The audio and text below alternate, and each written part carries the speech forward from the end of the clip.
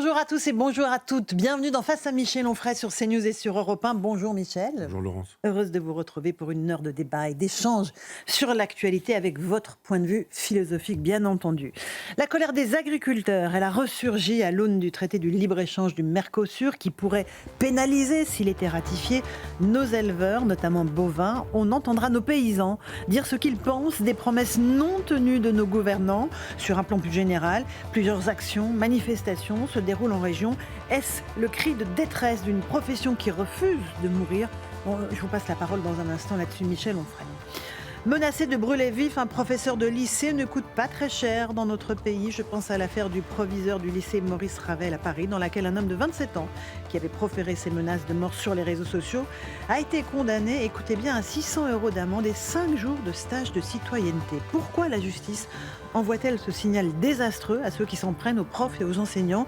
Et surtout, qu'est-ce que cela dit de notre société ? Là encore, j'ai envie d'avoir votre avis. Marine Le Pen continue-t-elle de dénoncer des réquisitions disproportionnées dans le cadre de son procès pour les emplois des parlementaires européens, de ce qui était à l'époque le Front National. Une peine d'inéligibilité qui ne passe pas et qui, selon elle, est le symbole d'une justice politique. Au niveau démocratique, qu'est-ce que cette interdiction d'être candidate pourrait représenter pour ses électeurs dans la perspective de 2027 ? Là encore, votre avis m'intéresse. Enfin, l'inquiétude après la nouvelle escalade en Ukraine et le tir de missiles américains de longue portée contre la Russie. Vladimir Poutine a signé un décret permettant l'utilisation d'armes nucléaires. Les Occidentaux veulent une escalade, affirme son ministre des Affaires étrangères, Sergueï Lavrov. Alors est-ce l'escalade avant la désescalade, avant peut-être l'ouverture de négociations officielles entre l'Ukraine et la Russie ? On verra votre avis sur cette question. Comment jugez-vous aussi la posture d'Emmanuel Macron dans ce conflit ? Il estime que l'autorisation américaine de frapper en Russie est une décision tout à fait bonne. Et bien sûr, on entendra le général de Gaulle parler de la façon dont les Alliés devaient à l'époque, au moment de la guerre froide, réagir face aux Soviétiques. Ces propos sont terriblement d'actualité. Tout recul a pour effet de surexciter l'agresseur et de redoubler l'agression. À méditer pour nos dirigeants aujourd'hui en 2024. Voilà pour le sommaire, Michel. Vous êtes prêts ? C'est parti pour aujourd'hui. On va commencer par la colère des paysans. Je sais qu'elle vous est chère. C'est le cri du cœur du pays profond en réalité. On va écouter l'un d'entre eux. Il s'appelle José Pérez, coprésident de la coordination rurale à Agen.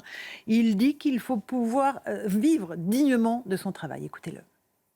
Il y a un an, il y avait beaucoup plus de revendications, on parlait beaucoup plus de revenus.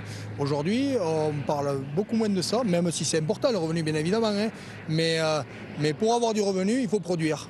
Et aujourd'hui, on ne produit plus. Et ça, il faut que ça cesse, quoi. Et si on venait aujourd'hui à supprimer des étals tous les produits qui arrivent de l'étranger et qui ne sont pas soumis aux mêmes réglementations que nous, je vous garantis qu'il ne resterait pas grand-chose sur les étals. Et non, il faut qu'on nous laisse travailler, qu'on nous laisse produire. Au mois de février, il y avait de l'espoir. Aujourd'hui, il y a du désespoir. Donc moi, je suis très inquiet. Je ne sais pas trop le ressenti de mes agris. Beaucoup sont en souffrance financière et morale. Je suis assez inquiet. Je suis vraiment inquiet. Voilà pour ce cri de désespoir de cet agriculteur, de la coordination rurale. On est au cœur de la souveraineté alimentaire, Michel Onfray. Oui, moi j'étais avec les amis de la coordination rurale cette semaine à Poitiers. Ils faisaient leur congrès et je vais vous donner un scoop. Véronique Le Floch et moi-même allons faire paraître un livre sur la question paysanne. Formidable. Qui s'appelle déjà Entendez-vous dans nos campagnes, point de suspension. Très beau. Et donc j'ai entendu toutes ces personnes extraordinaires, d'abord avec une culture incroyable, une connaissance incroyable des dossiers. Et moi, quand vous venez pour faire une conférence, normalement, vous êtes censé apprendre des choses aux gens. C'est eux qui m'ont appris pendant tout le temps que j'ai passé avec eux. On a dîné ensemble et j'ai rencontré des gens dans une grande souffrance, mais dans une grande dignité aussi, et qui connaissent évidemment les dossiers à fond.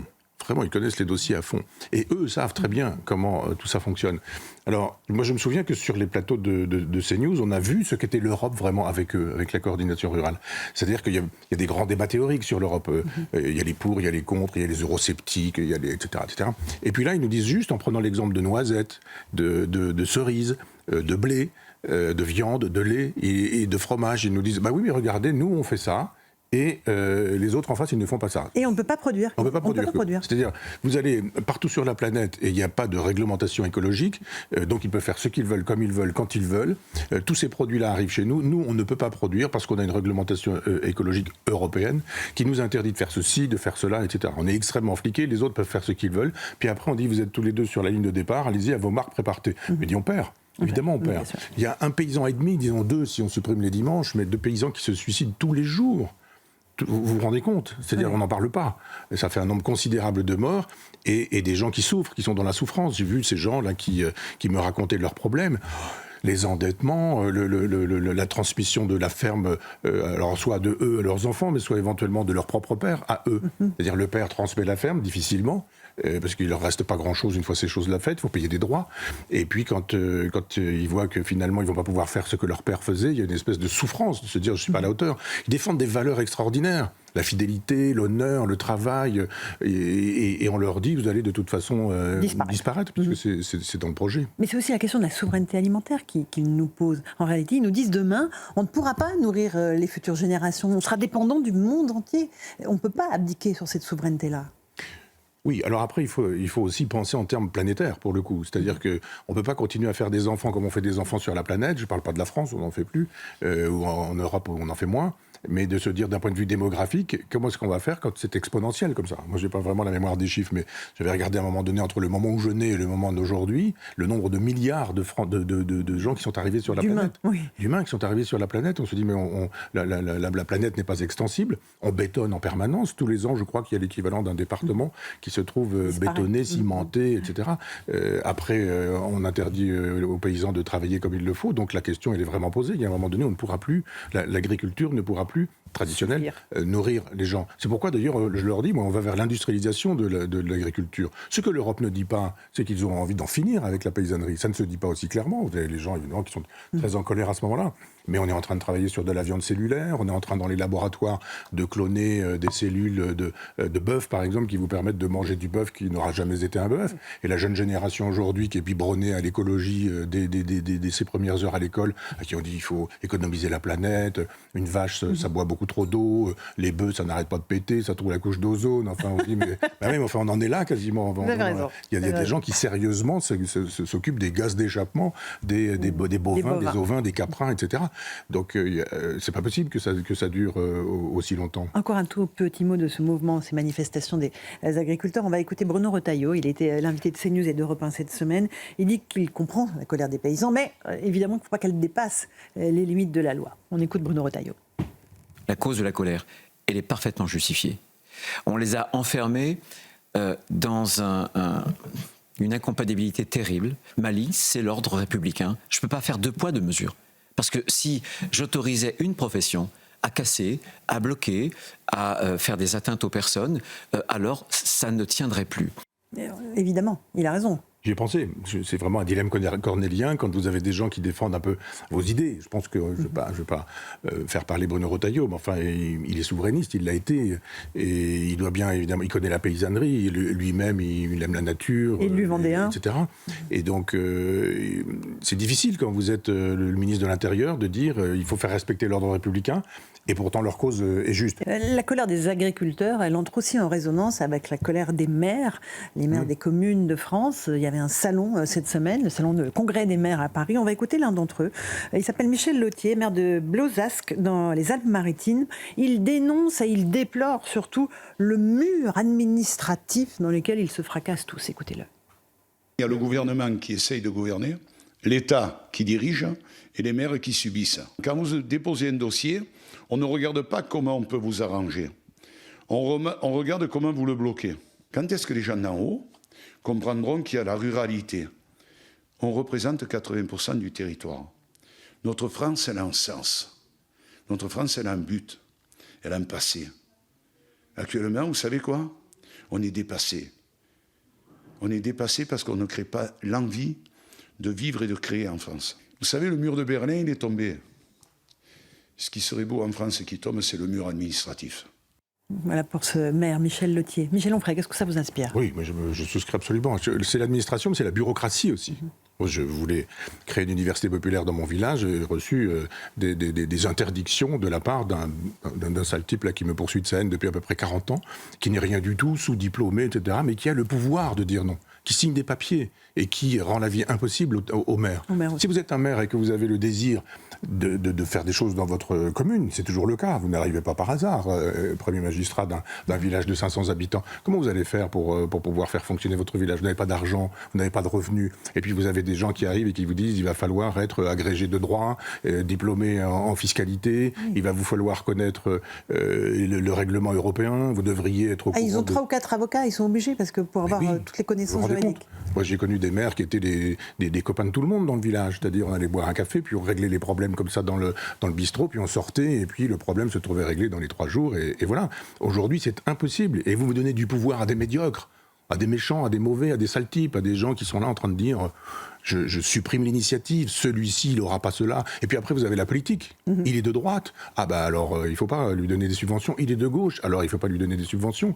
Vous dites, mais c'est comme ça que ça fonctionne. Et oui, les crédits sont attribués en fonction de la politique politicienne et pas du tout en fonction de l'intérêt général. Y a-t-il nécessité pour je sais pas, repeindre les buts du terrain de foot dans un village de 500 habitants? Oui ou non? Non, de toute façon, il n'a pas besoin d'argent. Ce type-là, il vote à gauche, il vote à droite ou je sais pas quoi. Donc, on ne va pas les lui donner. Donc, le petit bureaucrate qui est là, lui a sa carte au parti machin ou au parti bidule, rend la vie impossible. Parti des petits hommes gris, comme dirait Pascal Praud. Oui, mais au-delà de ça, je dirais que c'est la nature humaine. Vous savez, si nul n'est prophète dans son pays, c'est écrit dans les évangiles, hein, donc c'est vieux. Il y a une détestation française aussi de l'initiative, de l'esprit d'initiative, du désir d'avancer. Il n'y a pas cet esprit-là aux États-Unis. Si vous voulez faire, vous faites. Si vous avez un papier, c'est fait. Vous avez un papier, c'est défait. Vous n'avez pas besoin de faire des dossiers, de faire des demandes, de passer devant des commissions, de rencontrer des gens, des juges. Oui, mais le monsieur a raison, monsieur le maire a raison, c'est l'administration, mais c'est surtout le pouvoir de ces petits bureaucrates.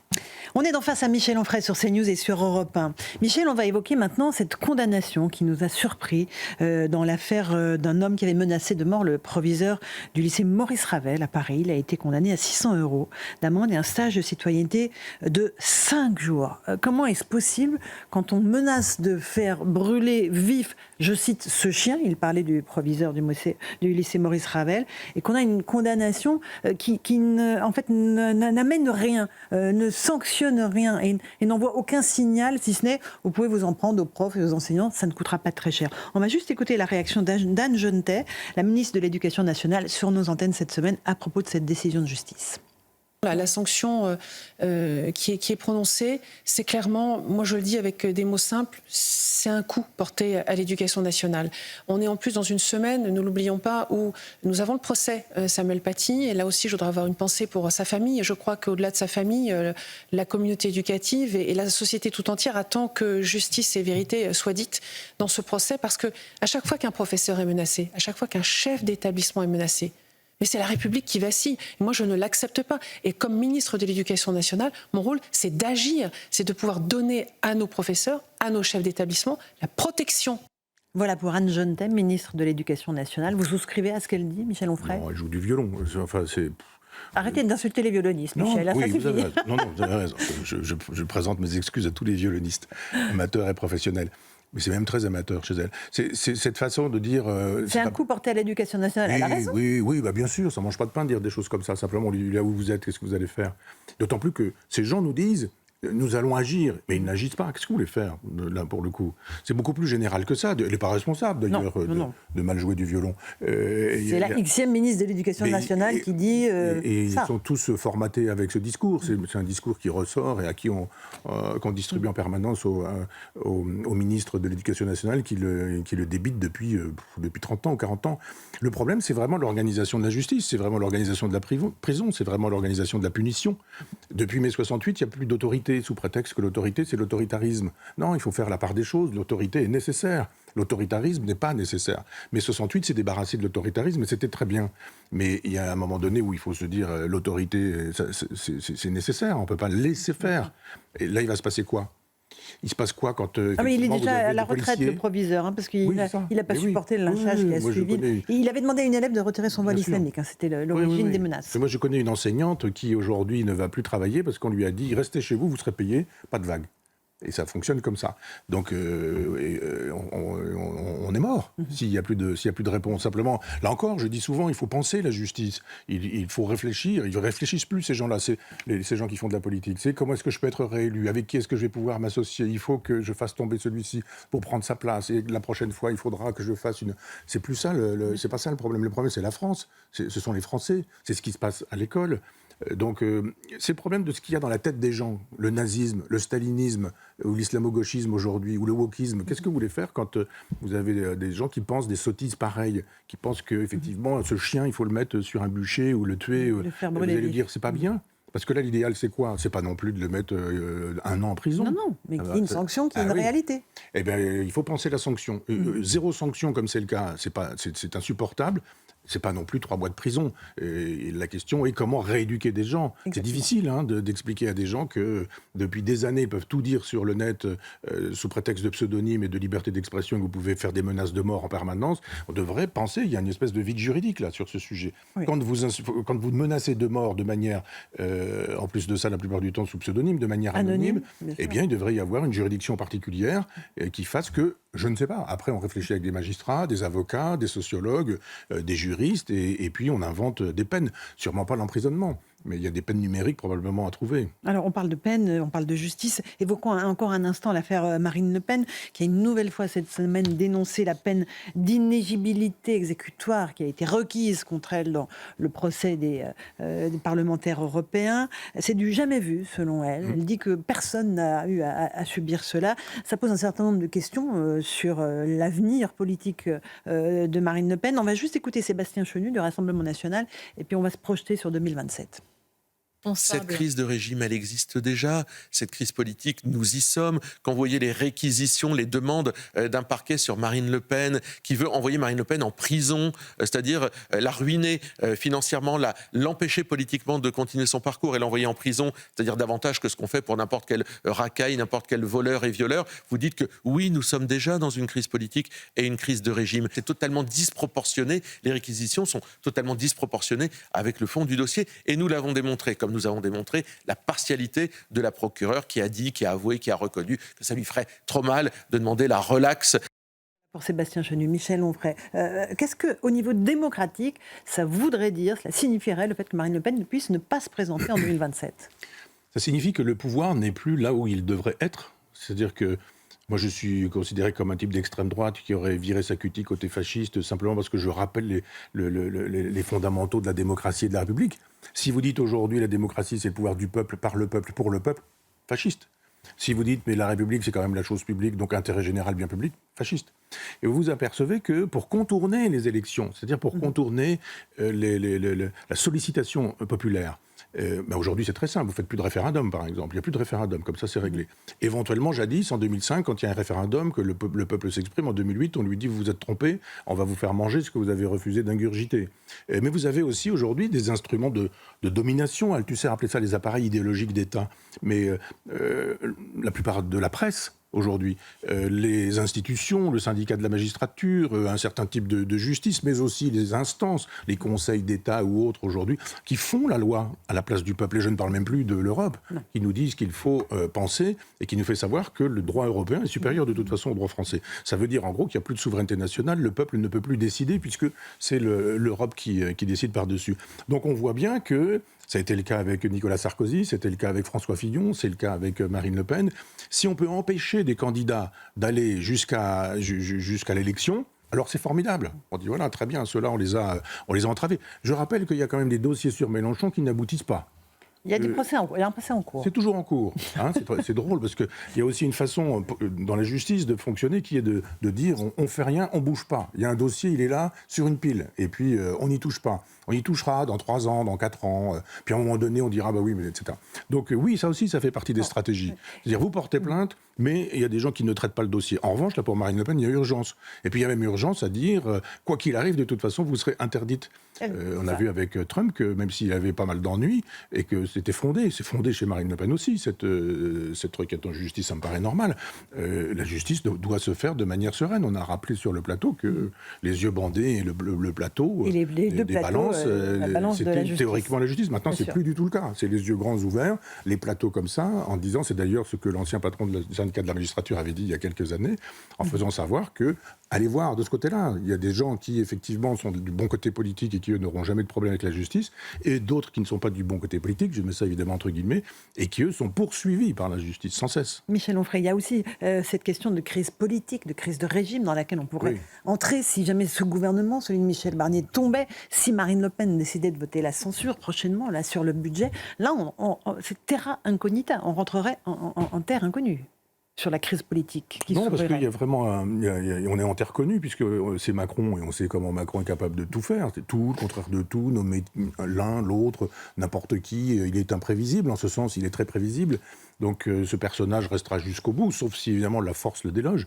Mais sinon, il est capable de nommer n'importe qui, n'importe quoi. Et avec un gouvernement qui tomberait comme ça tous les 2 ou 3 mois, il suffit ce serait pas la crise politique, ça? Si, parce que s'il nomme Madame Castet, par exemple, le Rassemblement national sera contre, et puis, enfin, c'est ingérable. La seule façon de trancher le nœud gordien, elle est gaulliste, elle est gaullienne. Mais ça n'a rien à voir avec Emmanuel Macron, le gaullisme. C'est de dire, je suis une entrave au bon fonctionnement de la démocratie. Alors que lui dit, mais c'est formidable d'être une entrave à la démocratie. Et de dire, je m'en vais. Et puis on refait des élections. Voilà, le peuple refait est des souverain. élections présidentielles. Oui, le peuple est souverain et le peuple va décider. C'est lui le problème. Il y a un moment donné où il faut quand même qu'on se voit qu'on n'est pas aimé, on est même franchement détesté, qu'on n'est pas capable de faire un gouvernement. Normalement, un gouvernement, ça se fait en 3 jours. Et là, il attend, il y a des résultats d'élection, on va voir, il y a les Jeux Olympiques, je dissous, mais je me prends 3 mois de vacances et on verra bien. C'est-à-dire qu'en gros, je vous embrenne, si on veut un mot qui ne soit pas grossier. C'est emmerdé pour traduire tout de suite, mais c'est son fonctionnement. Donc il est prêt à, peut-être même, le gouvernement tombe, il renomme, il a le droit, il renomme Barnier, et les mêmes. Ah, il peut renommer aussi. Mais absolument, il ne faut pas croire que faire chuter un gouvernement, c'est obligatoirement à appeler un autre gouvernement avec une autre tête. Non, pas du tout. Et il ira jusqu'au bout. Ce ne sera ni quelqu'un de la France insoumise, du nouveau Front populaire, donc de la France insoumise, ni quelqu'un du Rassemblement national. Ils le disent depuis toujours. Il y a Attal qui le fait savoir aussi. Ce sera un Maastrichtien. Ce sera un Maastrichtien de droite ou de gauche, donc il y a des candidats. Ça pourrait être Bayrou. Bayrou, il n'attend que ça. Bon. Cazeneuve, d'une certaine manière, il faut aller le chercher, le prier, mais il n'attend que ça aussi. Je ne parle même pas de François Hollande qui, lui, arriverait ventre à terre, si je puis me permettre l'expression. Et qui s'est quasiment déjà déclaré candidat pour 2027. C'est Ségolène Royal qui a dit « je suis disponible ». On avait des gens qui sont prêts à ramasser le gant. Michel Onfray, on fait une petite pause. On se retrouve dans un instant dans Face à Michel Onfray sur CNews et Europe 1. On évoquera encore un tout petit peu la justice à l'aune du jugement dans l'affaire Pierre Palmade. On parlera aussi de la grande inquiétude après l'escalade entre l'Ukraine et la Russie. Jusqu'où est-ce que cela peut aller? Est-ce que vous redoutez une guerre qui se généralise? Vos réponses dans un instant dans Face à Michel Onfray. Et on se retrouve pour la seconde partie de Face à Michel Onfray sur CNews et sur Europe 1. Michel, encore une question sur la justice avant d'évoquer la géopolitique. L'ex-humoriste Pierre Palmade a été condamné cette semaine après le terrible accident de voiture qu'il a provoqué en 2023. Il conduisait sous l'emprise de stupéfiants, il était en état de récidive. Il avait provoqué les blessures très graves d'un petit enfant, de son papa et surtout d'une jeune femme qui avait perdu son bébé. Il a été condamné à 5 ans de prison, dont 2 ans ferme. On va se poser la question de cette sanction. Et on va juste écouter une femme qui est membre d'une association de victimes de la route qui dit et qui demande une sanction véritable pour ceux qui prennent le volant sous l'emprise de stupéfiants ou d'alcool. Écoutez-la, elle s'appelle Margarita.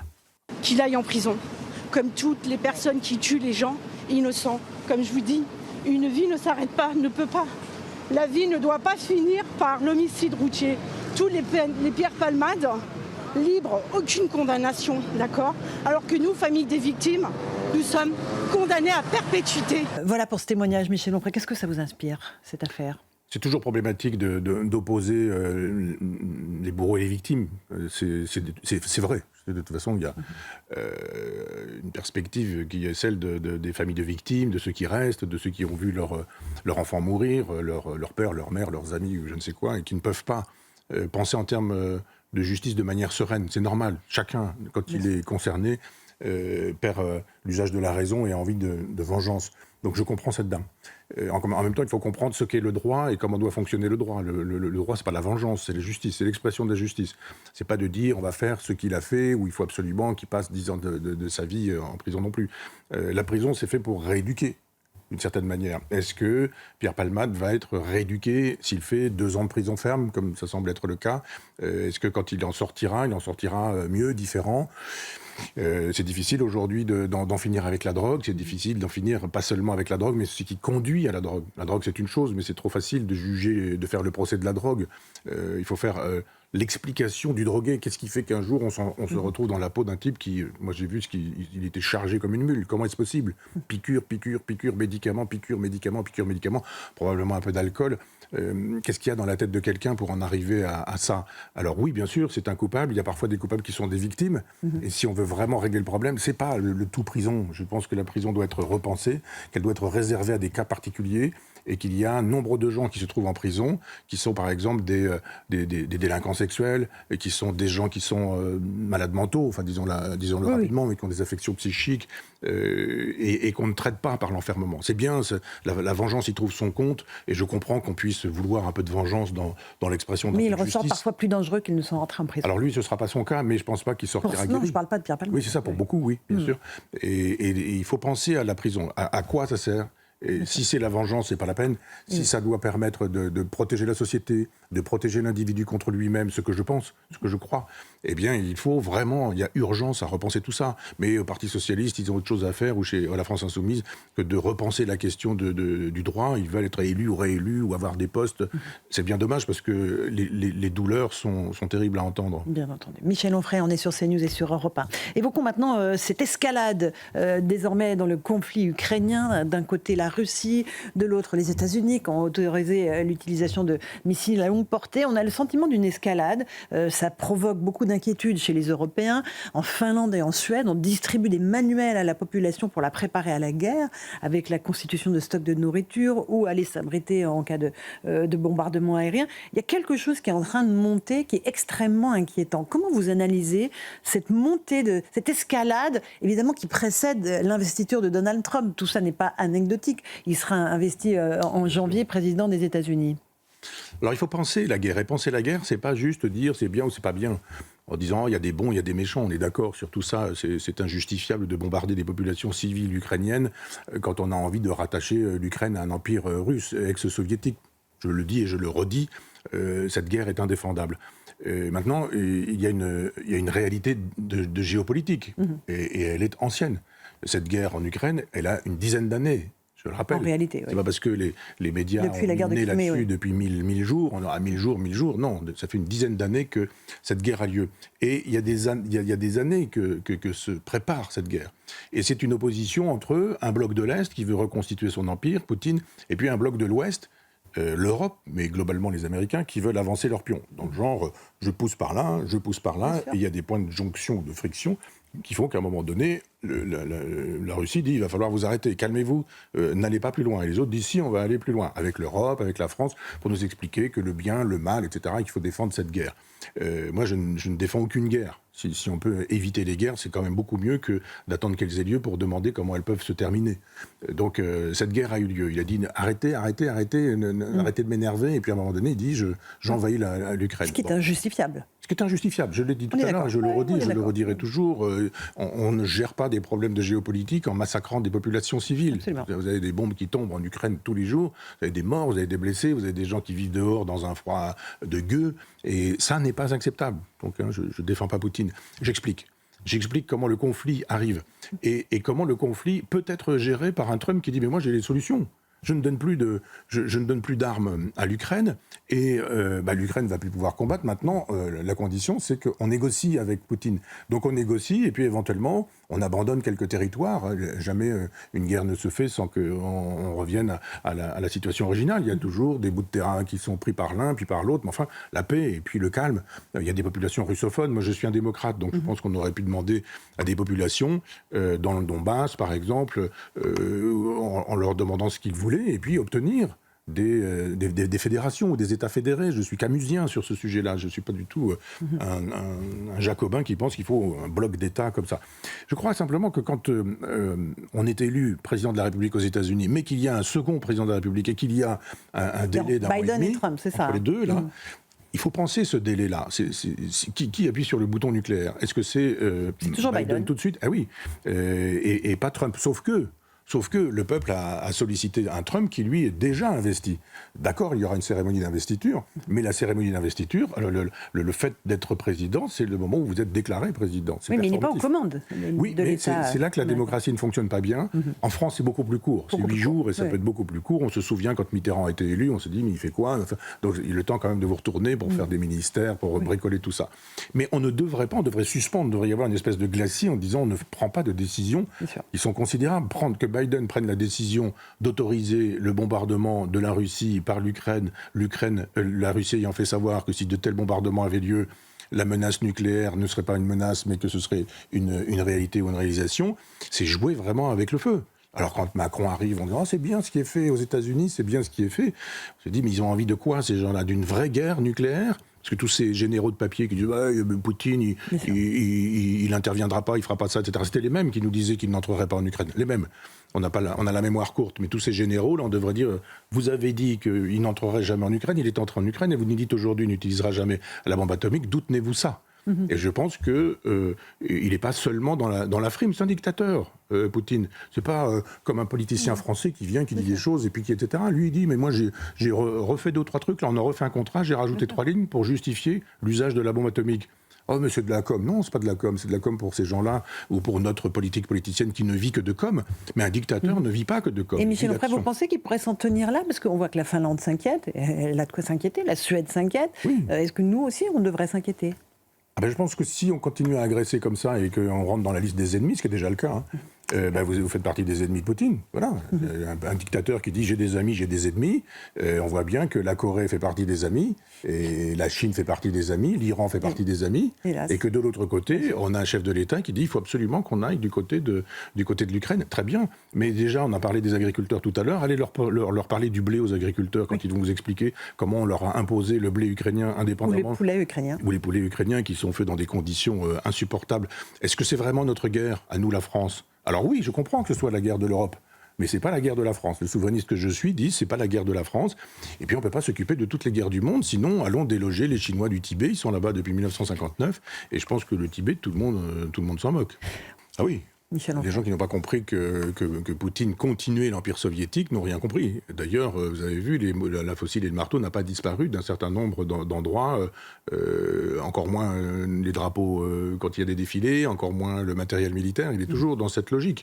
On n'a pas le temps d'expliquer comment il a fait des propositions à l'Europe pour faire de telle sorte que l'Europe soit celle du général de Gaulle de l'Atlantique à l'Oural, et que l'Europe a dit « allez vous faire voir ». On parlait tout à l'heure des explications de cette guerre avec l'Ukraine.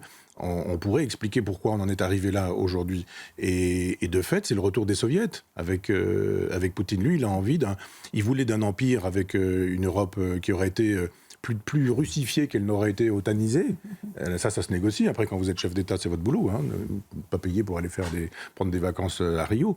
Mais à l'époque, il est devant un empire qui, lui, dispose de la bombe atomique et est susceptible de l'utiliser. Et les Américains qui étaient eux aussi susceptibles de l'utiliser. Donc on voit bien que les enjeux sont importants. Et il parle de la force.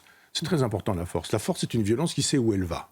La violence, c'est une force qui ne sait pas où elle va. La violence, c'est n'importe quoi, c'est le bazar, c'est ce que veut Mélenchon. Il veut juste tout détruire. La force, c'est de dire nous allons utiliser un certain type de violence, mais pour parvenir à une fin particulière. C'est l'équilibre de la terreur. C'est l'équilibre de la force, c'est de dire si vous faites ceci, nous allons faire cela. Et si le général de Gaulle dit ça, c'est pas Macron. C'est pas Macron qui dit si vous dites ça, on va faire ça. En disant mais en même temps, on peut faire aussi très exactement le contraire. Mais en même temps, on peut aussi faire une tierce chose qui n'aurait rien à voir. N'oubliez jamais notre président Macron, mais non, Michel. Mais écoutez, il va nous avoir gouverné pendant 10 ans, c'est terrible pour la France. Et le général de Gaulle parle de la force. Il n'y a pas de théorie de la force en France. C'est comme l'autorité dont nous parlions tout à l'heure, mai 68, a ravagé la force, a ravagé l'autorité au profit de la violence. C'est ça le problème. S'il s'agit d'en finir avec l'autorité pour que ce soit le paradis sur Terre, c'est formidable, c'est très bien, mais ce n'est pas le cas. Donc qu'est-ce qu'on oppose à la force? Une contre-force. Et nous n'avons pas les moyens d'opposer une contre-force, d'abord parce que nous ne sommes plus souverains, et ensuite parce que nous sommes totalement vassalisés au point qu'on s'en va demander l'autorisation de respirer à Bruxelles ou à Strasbourg.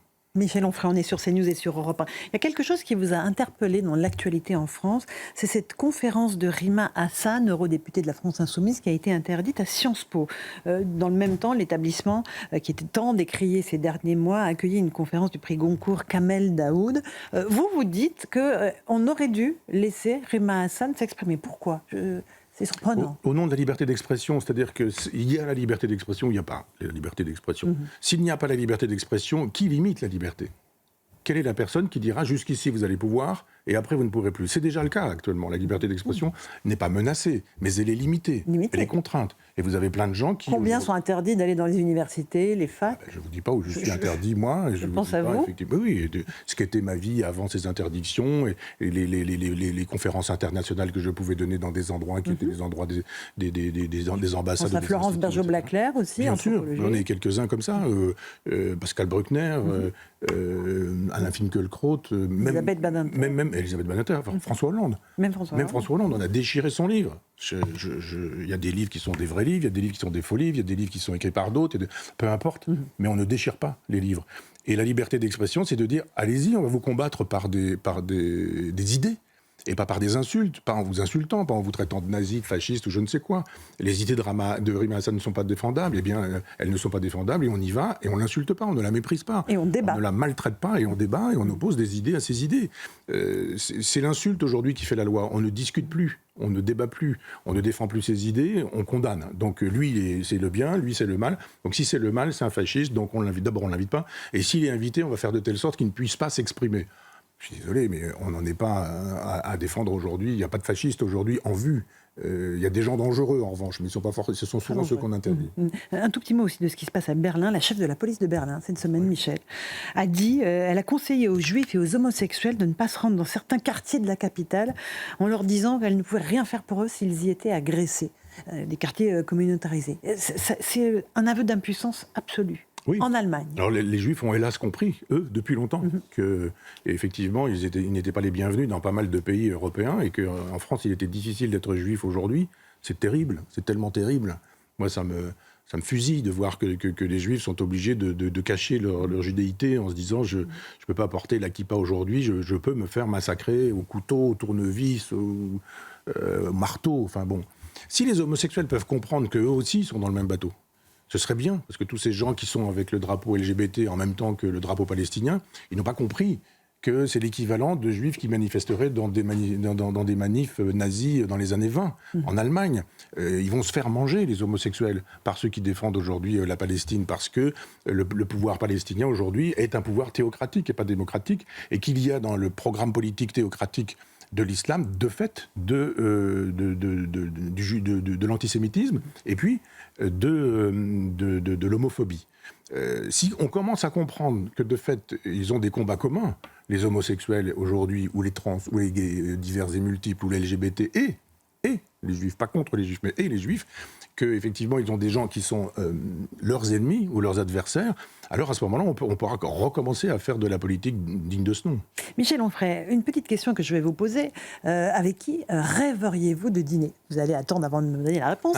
On va écouter la réponse de l'ancien président Nicolas Sarkozy. Il a été interrogé à ce sujet-là dans un podcast très intéressant. Donc, avec qui a envie, rêve de dîner Nicolas Sarkozy ? Écoutez la réponse et après, je serai très intéressée par la vôtre. Un jour, on m'a interrogé pour me dire quel serait pour vous le dîner idéal, les gens que vous rêverez de rencontrer. Allez, vous avez 3 ou 4 invités. Je dis, mais vous rigolez ? J'en veux qu'un seul. Qui ? Jésus. Parce que quand même, si c'est vrai, quelqu'un qui ressuscite, c'est pas banal. Oui. Et si c'est pas vrai, quelqu'un qui a eu 3 années d'existence publique et qui, 21 siècles après, parle encore à 4 milliards d'individus sur Terre, c'est pas banal non plus. Voilà pour l'ancien président Nicolas Sarkozy qui répondait à Guillaume Pley dans ce podcast Légende. Il y a beaucoup d'ironie dans cette réponse. Il n'y a que ça. Il est très doué, il est très bon. Très intelligent. Très doué. Politiquement, c'était pas mon monde et c'est toujours pas mon monde, mais humainement, il a une ironie, une drôlerie, c'est incroyable. Je ne sais pas si on lui a donné les questions avant, mais peu importe, même si on lui a donné les questions, il a les bonnes réponses. Et on voit bien qu'il a l'œil qui frise, de la même manière qu'avec l'éducation nationale. Sur les professeurs, oui, bien sûr. Il a tapé sur les enseignants. Moi, je ne suis pas d'accord avec lui. Il y a des professeurs qui ont porté plainte contre lui. Mais c'est ça. Ça veut dire qu'elle n'a pas compris non plus l'ironie. Jean Kelevitch avait écrit un très beau livre qui s'appelait tout simplement L'ironie et qui dit, mais dans l'ironie, on fait confiance à l'intelligence de celui avec qui on pratique l'ironie. Si vous dites Swift, par exemple, qui est un écrivain qui a connu, enfin les gens le connaissent, il a écrit Les Voyages de Gulliver, mais à un moment donné, il dit, mais il y a beaucoup de pauvreté, de misère et beaucoup trop d'enfants en Irlande au XVIIIe siècle. Alors il dit, mais moi je vois qu'une solution pour régler en même temps le problème des enfants et le problème de la famine, il faut manger des enfants. Il y a des gens qui ont dit, mais il fait l'éloge du cannibalisme. Non, c'était de l'ironie. C'était de l'ironie. On pense que celui qui nous écoute va bien comprendre que si on dit ça, c'est qu'on pense le contraire, mais que on fabrique un sourire, on produit un rire. Et Nicolas Sarkozy, il est là-dedans.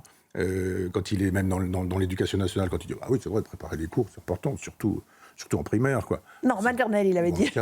Donc c'est de l'humour. Alors après, on est d'accord ou pas d'accord, et moi je ne suis pas d'accord, mais soyons d'accord avec le fait qu'on puisse être un peu drôle, un peu intelligent, qu'on puisse faire de l'humour et de l'ironie, et que l'ironie ne conduise pas forcément au tribunal. Michel Onfray, avec qui rêveriez-vous de dîner ? Vous avez réfléchi à la réponse ? Quand vous me l'avez posé, oui, c'est très simple. Moi, je voudrais dîner avec mon père qui n'est plus de ce monde. Bon, ça c'est très très touchant. Mais évidemment, ça pose des questions infinies avec qui voilà, on aurait envie d'échanger, de qui on aurait envie d'apprendre encore des choses. Moi, ça serait Julien Gracq, vous voyez, ah oui, qui était mon auteur préféré. Oui, oui. Moi, je l'ai beaucoup aimé, je l'aime toujours beaucoup, et j'étais allé à Saint-Florent-le-Vieil, qui était sa petite maison, là, pour... Normandie. Et puis, il venait de faire La Forme d'une ville, de publier La Forme d'une ville, qui était un livre consacré à Nantes. Et j'ai beaucoup aimé. Mais je n'ai jamais dérangé les grands auteurs en disant « je vous aime tellement, je voudrais ceci ». Puis après, il y a eu des gens, Philippe Léguillou ou Régis Debray, par exemple, qui sont allés voir le grand auteur et puis qui ont dit « nous sommes allés dans tel restaurant, nous avons mangé une sole avec un vin de Sancerre », etc. Je ne l'ai jamais dérangé, mais le fait d'avoir été le contemporain de Julien Gracq, le fait d'avoir vu sa petite maison, de l'endroit où il était, où il vivait avec sa sœur, ça m'a suffi à l'époque. Et puis il reste l'œuvre. Alors, on cite quand même Le Rivage des Syrtes, évidemment. C'est pas celui-là que... Moi, c'est mon préféré. Oui. Un balcon en forêt. C'est au château d'Argol, pour moi. J'aime beaucoup les trines, et qui sont des tout petits, des jolis petits bijoux. Et puis j'adore Rome, donc autour des 7 collines. Et puis je vous dis, Nantes, qui était racontée, vous savez, La Forme d'une ville, c'est le morceau d'un vers de Baudelaire. Mais penser poétiquement une ville comme Nantes, non, je dirais beaucoup de choses, mais pour les gens qui nous écoutent, je ne dirais pas tout de suite Le Rivage des Syrtes. C'est un livre sur l'ennui qui est ennuyeux. Vous savez, qui est magnifique. On pourrait en débattre des heures. Oui. Moi, je l'ai lu 3 fois, je l'adore. En tout cas, on conseille à nos auditeurs et nos téléspectateurs de lire Au château d'Argol. Et de lire du Michel Onfray aussi, qui a un livre qui sort en ce moment. Toujours, vous avez toujours un livre qui sort. Oui, il y a tous mes récits de voyage, dans un volume qui s'appelle Esthétique du voyage. Je ne sais pas si c'est encore en librairie. On va déjà le conseiller du moins en librairie, mais ça le sera. À nos auditeurs et téléspectateurs. Merci beaucoup, Michel Onfray. Moi qui vous remercie. Passionnante heure en votre compagnie sur CNews et sur Europe 1. À la semaine prochaine.